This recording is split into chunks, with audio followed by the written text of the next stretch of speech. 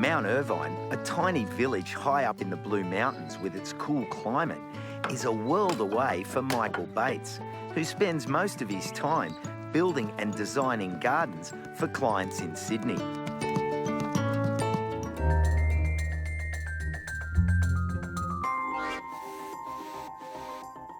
Look at you in your element here. Welcome. Thank you. Finally made it. It's good to be here. So how long have you been involved with this garden? Well, I bought the place in 2001, so 15 years we've been at it.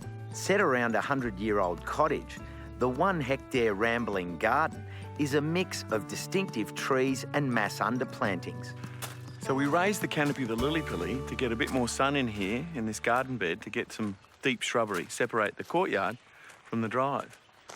I can see there with the acubas, they're really golden yellow in the sun. Yeah. The idea is that we've got this rampant lamium, this ground cover that just takes over, and then the buxus pop in that.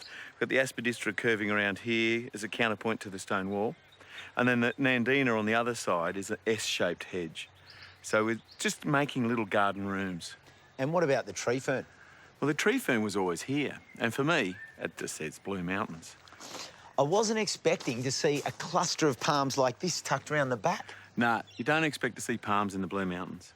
But these Chinese windmill palms, they can take this climate. And, you know, they're beautiful. So they'll do all right, eh? Yeah, they flourish up here.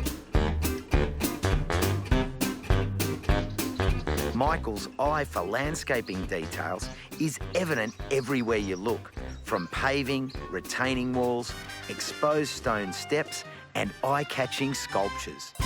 So the whole concept of terraforming or landforming is that you change elevation. So in a few metres, we go up 3 or 4 metres. In the air, it's just like climbing up on the roof or up a tree and getting a different perspective on your garden. Sculpting this in plasticine was just one of the greatest pleasures. Originally, the idea came from after a tour of Scotland, garden tour of Scotland. I went to see the Charles Jenks Gardens, and I just had to have one.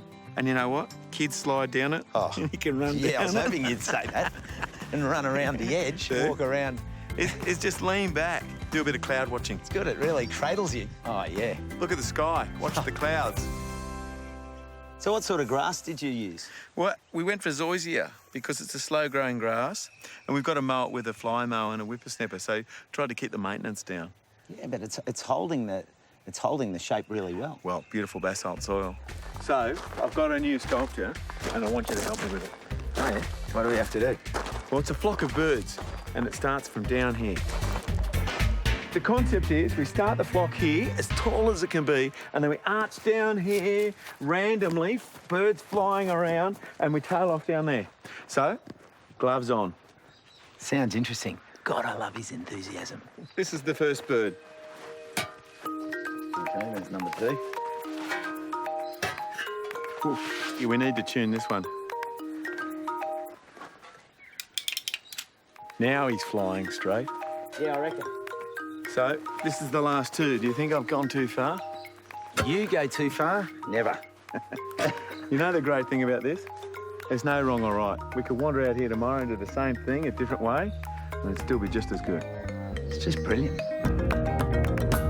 I think the sustainability part of this garden, or what makes it really work, and everyone here who gardens feels the same, is that you spend half of your time making it and crafting it and working it, and the other half sharing it and spending time with people you care about.